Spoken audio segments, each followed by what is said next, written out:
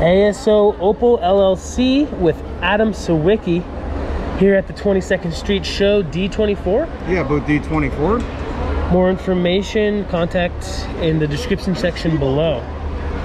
Thanks for having us, Adam. No worries. How you going, mate? Doing great.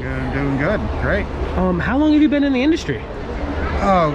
Creeping up on 8 years now, I guess, and started just a little bit before that. Saw something about it on TV when I was 5 years old. It was about the funky little town Cooper Pedy, where everyone's living underground. One day you could be flat broke, the next day you could be a millionaire. So I decided that, you know, if I ever had a chance to go, I would go someday. And one day the opportunity presented itself for me to go out there when I was going to be in wine country in Australia, and got more into like researching opal. And usually when I get into a hobby, I get fully like submerged into it. So before I knew it, I had full-blown opalism, and I couldn't get away from it. And by the time I went down there, I was already like learning about cutting, and I spent some time with some of the mine owners down there, figured out some of the industry and how it works, and you know, the cutting process that you go through, you know, how opal's used in jewelry. And then as soon as I came back home, I went and started up the business. So from the first trip? Yeah, I mean, I had plans on doing it before I even went there. It was, yeah, I got that deep into it. Hooked. But I was always into like gold prospecting and gems and other things like that, fossils. So it was sort of in my wheelhouse, but it was a nice little career change for me. So you have done some mining yourself? I do some mining when I go down to Australia. Normally I don't go down for too long, but last time I actually finished Tucson, went and did another show out in California, got on a plane, went to Australia, and next thing you know, 3-4 days later, the entire world was in the middle of a pandemic, and I got stuck down there. So I just helped the boys out, and we moved a lot of dirt while we were down there, and found a lot of opal, sold a lot of opal, just using the connections I've made here in the United States, doing the shows for the guys.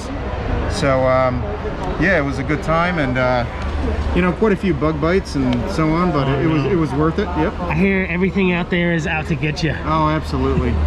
And you're not just mining your own opals, you're also cutting your own opal too. Yeah, I do a heck of a lot of cutting. I do cutting for other companies sometimes as well. I do a lot of contract cutting where people maybe are sitting on an opal, you know, that they got from their grandfather or somebody, and they'll send it to me, and I just do a price per carat, basically whatever it cuts, and I return to them. Did you start cutting gemstones before you got into opals? I messed around a little bit. Started out with some really cheap lapidary equipment, you know, spent a few $100, and honestly I outgrew it in a couple weeks. I took to it. I had the eye, I had, you know, the hands for it. I used to actually be a chef. Oh, so wow. My hands have, you know, pretty good motor skill, like good function. So I'm so used to like the fine movements and the repetitive movements. It didn't take me long to pick up. So I just got fully into it right after that. After a few weeks, I said, okay, I got to buy bigger, better new equipment. I built a full workshop and went hard at it. And you know, I'd go to my full-time job, and I'd come home, and I'd spend half the rest of the night cutting and building up my inventory, and kept going from there. When you're cutting opal, you can totally lose track of time. There were quite a few days when I'd be cutting, and next thing you know, I'm like, well, yeah, I'm starting to get a little tired, so I'd go walk upstairs, and the sun would be up. Oh my. Yeah, I'd just be like, what the heck happened? These are from what they call Koroit? These are, some would be Koroit, some would be from Winton. I've never heard of Winton before. Yeah, it's pretty popular Boulder town, one of the older Boulder towns out there. It's kind of like Lightning Ridge, but in the opal fields. Is the matrix in this material what they call ironstone? It is ironstone, yep. I think I've seen some opal-less ironstone being carved into sculptures and stuff. Yeah, I have a couple pieces up front, but oh, wow. they do have a bit of opal in them actually as well. And they probably, who knows what's inside, huh? Yeah, I mean, with the big matrixy pieces, yeah, sometimes there could be quite a bit of money sitting inside that you don't actually see from the outside, but that's the risk you got to take sometimes to make a bit of art. So here you have some amazing black opals. It's mainly what I try to focus on, honestly, is the black opal. More recently I've been getting into Boulder opal, That's mainly because due to the pandemic, there's not as many Aussies that can make it over here. So it kind of opened up a bit of an extra market for me to do a bit of Boulder Opal supply over in the States. Sometimes you go with like a funky freeform shape the first time around when you're cutting it. You can always recut it later to an oval. A lot of the jewelers like ovals because it's pretty easy for them to work and set. But you can never add opal back on. You can always take more off. So, you know, cut it as big as possible first. You know, if it naturally presents itself into an oval shape, it's pretty good to go that route right away. But yeah, I mean, anyone who buys a stone from me and wants it recut into another shape, I always do that free of charge too. Oh wow. Yep. That's a little bit of opalized bone. The blue is so incredible, it's like bugging out the camera. Yeah. Yeah, you pick up the Mojaves so that the human eye doesn't see the ultraviolet, but the camera sensor will see the ultraviolet being refracted back out of the opal. So that's beyond the visible color spectrum. And yeah, it's really cool. I mean, it's still nice and blue in person for sure. Is it ever intimidating cutting this type of material? I used to get intimidated early on, you know, like when I started cutting, you know, when I was cutting something that was worth a few hundred a carat, you know, that's where you start to get nervous and your hands are a little shaky. And then, you know, I cut my first $1,000 carat stone. So then that set my new benchmark. So all the $100 plus a carat stuff was, you know, a breeze, and it kept going up from there. So, you know, now it's like I'll sit there and cut a 5,000 a carat type stone and really not even think twice about it. But I have some rules that go along with that as well. So I want to have nice steady hands, so I never do it in the morning. You know, I want all the caffeine and coffee to be out of my system. And I only cut the top gem opal, you know, the multi-thousand a carat and up stones, you know, usually in the afternoon after I've had about one beer. And I sit down at the bench and I crack a beer and I put some music on and take my time and, you know, don't think about them too much. So that's kind of like my rule for cutting the top gem stuff. If I don't want to rush them, I don't want to, like, you know, be shaky or anything like that from caffeine. So it's just my funny little way of doing it. But you know, if I start cutting a gem in the morning and I say, wow, this is going to be a ripper, I'm going to set it aside and I'll do it later on. So yeah, that's a nice ritual you got going on there. That's a pretty nice stone. Oh, that's amazing. That's what we call a dark crystal opal. Oh my. Got a lot of different patterns in it, but it's full spectrum, meaning it contains every color in the visible light spectrum. I can get lost in that for hours. Oh yeah. Do you still play with your opals? Sometimes I do. I imagine you must have a too. private collection at home. You would think that, but I have to remind myself all the time I'm not a collector. I'm a cutter, I'm a opal dealer. So I actually, anytime I've put aside a stone for myself, somebody else loves it more than me. And a big part of what I do with my business is try to match people to the stone that speaks to them. I'm not a pushy salesperson. I don't want to sell you the most expensive stone. I want to sell you the stone that you love and that speaks to you. And you know, whether it's a $100 stone or a $10,000 stone, it's fine with me as long as you're happy at the end. So yeah, I mean, when I buy a stone for myself or cut a stone for myself and I say I'm going to keep this and that's going to be set in a jewelry that I'm going to wear, you know, next thing you know, somebody else sees it and they say I got to have it. Oh, wow. Yep. You know, I see that trend with a lot of other vendors who sell higher end materials. You know, they're not in the business of collecting, they're in the business of working the material the best they can and getting it to their new homes. That's actually an opalized crocodile tooth. What? It's one of only a few I've ever gotten to even see, and I see a lot of opal. This one has color, it's got no inclusions on the inside, it's got all the striations still there. You can see where the root is coming out. So that's the first one I've ever gotten to own.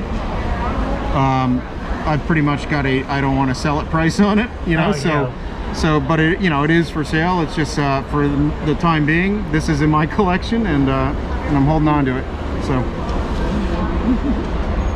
much like a diamond. Is there a way to determine at least rough prices through quality, color, and maybe some light stuff that people might know about? Yeah, so with opal anyway, it's graded unlike any other gemstone, but some of the things are pretty standard in the industry as a whole. Generally, what I like to say is if it's bright, it's going to be expensive. If it has a rare pattern, it's going to be expensive. But you can have a black opal that's not all that expensive because it's not bright or not exceptionally rare. It doesn't have a blocky pattern. Finer patterns are usually a bit cheaper. So yeah, it's all kind of based on a lot of different things, but your reds are definitely the most expensive. Generally, we say a red on black opal start about $1,000 a carat and go up, and they are as rare as people think they are. So the last time I was down in Lightning Ridge for a few months mining with the boys, you know, did a lot of tail outs. We moved a lot of dirt, probably more. Well, I know we moved more dirt than anyone else in the opal fields at that time because it was during the pandemic and almost nobody was working. But there were a few other people working later on, but for a while we had the only Agi going out in the Growan area. We had the only trucks running up and down full of dirt every day, and we were mining, you know, 5, 6, 7 days a week to kind of keep the industry supplied. And while I was down there, we moved about close to 60 semi-trailer loads of dirt, and all the red on black opals we got would fit on the palm of your hand before they were cut. So, oh, wow. Yeah, it gives you an idea how rare they are and why they cost so much. So that's a lot of diesel to get that much material out of the ground and running, not to mention their time and, oh yeah, you know. And then the danger. Yep. That's a nice example of some crystal opal. That's what we call a double-sided stone. Wow. It's got some Chinese writing pattern in it. It's almost hard to decide which side you like better. They're both pretty amazing. It's probably best to set it to where you can have either or side. Yeah, it'd be nice to do an open back piece of jewelry.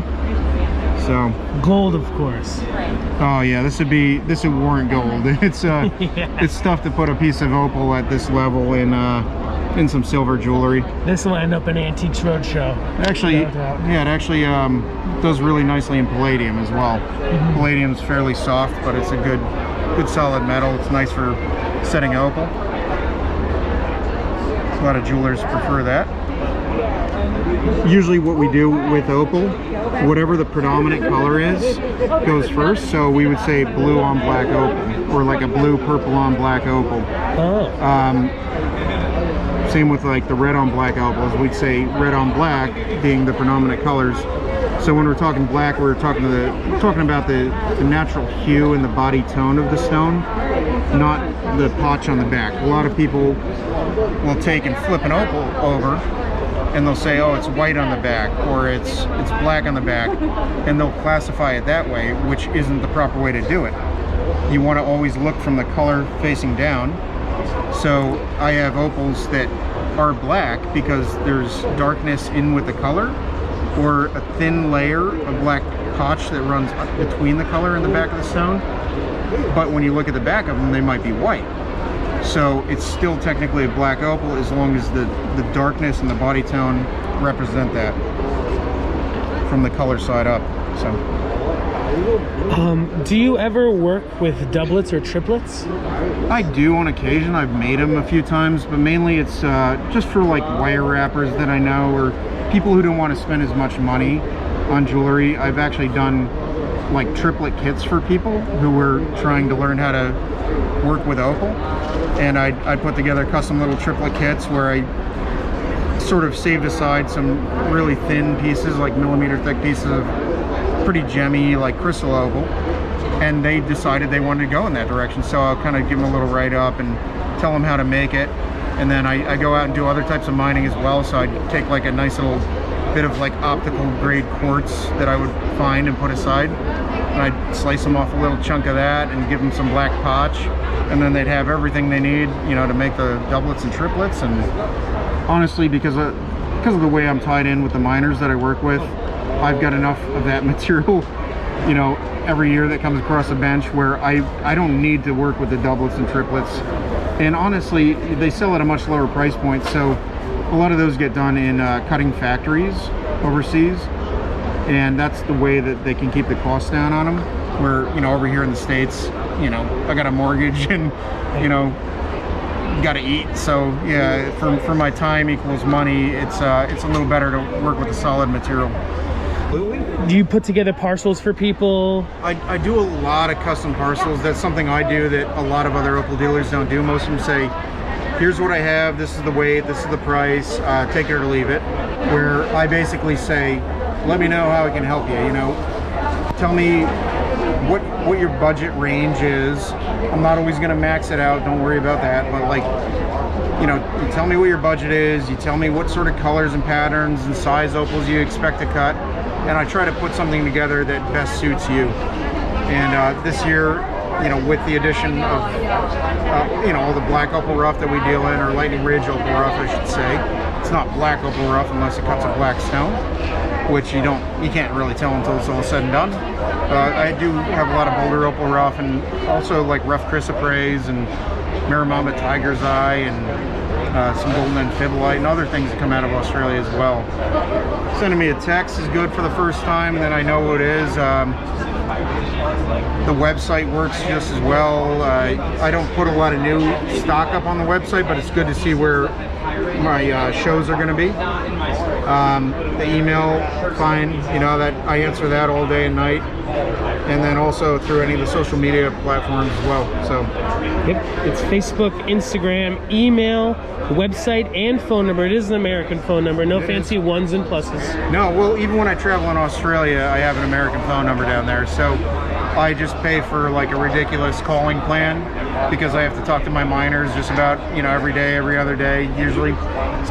But I do have a lot of people when I'm down there who say, hey, what's coming out of the ground, you know, what do you have available?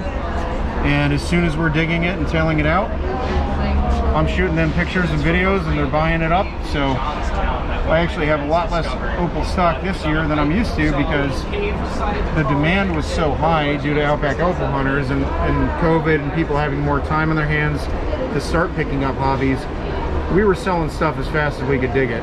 Actually, we were selling it faster than we could dig it. Oh, wow. And kind of taking pre-orders. So yeah, it was pretty wild over the last year, I'd say.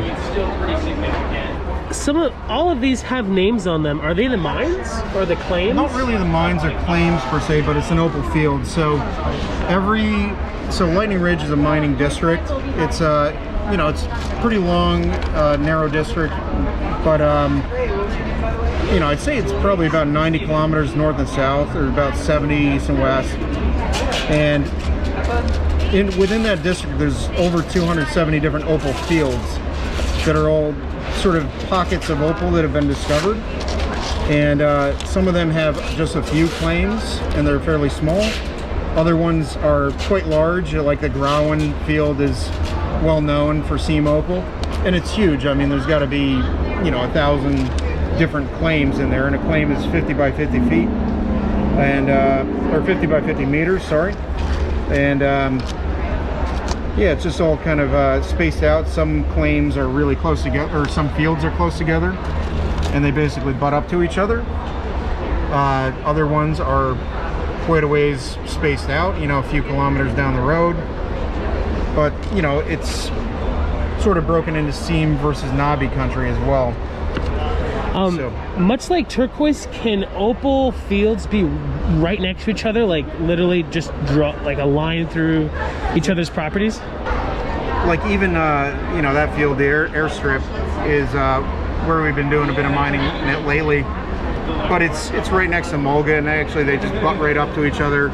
So when we're mining there, we actually have to drive through Mulga field just to get to airstrip. And yeah, you end up driving through quite a few fields when you're just down there moving dirt from one to the next.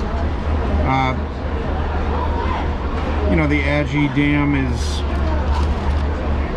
where we wash the stones, and not every field even has an Agi site. So over in the Growan, there's a bit more places with permanent water where we can pull from to set up an Agi site and actually wash the material. So a lot of the stuff gets struck out there. Up in the Cochrane fields, there's a few different, you know, permanent water Agi sites as well. But generally, somebody from 2 or 3 fields away might be trucking their material over. It's a lot easier than moving all that equipment and building a new dam just to hold your water in a new settling pond. Are there any of these that you haven't been to? No, I've been to all these. We mine a lot of these fields. Garwin, Mulga. Mulga, yep. Carter's Rush by piece? Yeah, well, I was selling them by the piece. Oh, yeah. What's cool with some of this stuff is it was actually opalized plesiosaur bone. What? Yeah. Fossil and opal all together. So there was some of the stuff that wasn't really so recognizable, but you can actually see where the bone marrow forms, those little pockets. Oh wow, yeah, the cell structure. That's something you really only see with carnivorous animals. And yeah, we've put most of that sucker aside, and one day we'll get it all prepped up and probably offer it up to a museum in Australia or something like that, or a private collector. These are both Carter Rush, but they're pretty different. That's how we knew we were onto something different, because this is how all of the material was coming out for us. And then, you know, like everything was coming out like that. And then one day the boys sent some material over for me to prep up for a show, and I noticed it was different, you know, it was all different in color, and actually this is much harder. Most people don't realize there's always a variant. You know, some opal, and I've seen opal tests from the GIA, even out of Lightning Ridge, at like I think 7.4. So it can get up there and can get pretty hard. Wow. And like a lot of that's like harder than steel. It's, well, steel doesn't scratch opal actually. So when we're setting the stones, we can actually file the bezel down right on the stone using a steel file, and it doesn't scratch the opal. At least out of Lightning Ridge. I can't speak for opal in every other field, but when I was cutting the black opal out of Carter's Rush, it was like a normal kind of around 6 on the Mohs scale. Before I knew it was plesiosaur bone, and we started cutting it, yeah, I noticed how much harder it was, and it was, I mean, it's at least a point harder, if not a point and a half harder on the Mohs scale, and there was about a 6 or 8 foot difference in the formation. So it's actually older opal. I think it's more condensed with a lower water content, because all opal does contain some water. It's a hydrated silicate oxide molecule. So yeah, I think it's just like a much older deposit. And yeah, I mean, it screams when it's on the wheel. It sounds like metal on metal instead of opal on the metal wheel. So I'm pretty sure there's a lot of people out there who would have thought it was soft like turquoise or something when they were cutting it. No, opal's almost twice as hard as turquoise. Wow. And I mean, there are some turquoise areas, like up in Colorado, where they can get some turquoise that's like 7+ on the Mohs scale. But most turquoise is between, I think, 3 and 5. So yeah, most opal is actually harder than turquoise. I mean, opal can be harder than aquamarine and emeralds and like a lot of other gemstones that people wear every day, and most people don't realize that. It all depends where it's coming from. You know, even if you don't have gem opal material to work with, this is something I've been doing with a local guy here in the States. He does some traditionally napped arrowheads for me. So this is all out of what they call opal potch. So that's just colorless opal. You could do it with the colored stuff, but they'd be expensive. But yeah, I mean, you can always find a way to use the material. These are pretty cool. They're amazing, these little bird points. Yeah, they're pretty sharp too. These are incredibly nicely done. Yeah, no, he does it the traditional way. He's not using the copper tools like some of the nappers do. You could probably use these in a pinch.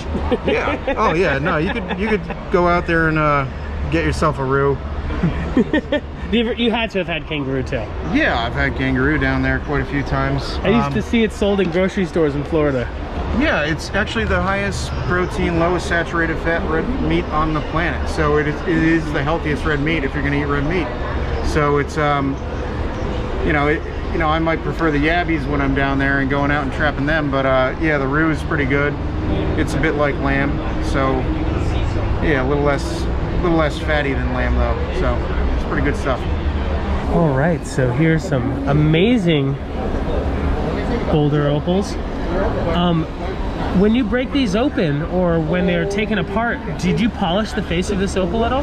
Sometimes you have to and sometimes you don't. That one's been touched up a little bit around the edges, where this one's left a little more natural, and that's what you call a conchoidal fracture. So anything that's like a silicate will usually create a conchoidal fracture, and when it does that, it's usually polished like naturally down to the atomic level. So kind of like glass. Like glass, obsidian, yeah, opal will fracture in the same way. You know, quartz and things like that. It leaves a fairly sharp edge, so sometimes you gotta polish that sharpness off. Can opal cut you if it's fractured like that? I've gotten cut, yeah. Oh wow. Yeah, I've gotten cut doing tail outs, you know, where maybe a big rock smashed a smaller stone coming out of the agi, coming out of the chute, and you're just kind of using your arm and sweeping them down the table, and next thing you know, you got little shard of opal glass in you. Oh no. So yeah, they can be sharp, but usually it's not. A lot of time we tumble it, so they're fairly rounded when we're handling them. Oh nice. A lot of little sharp bits get knocked off.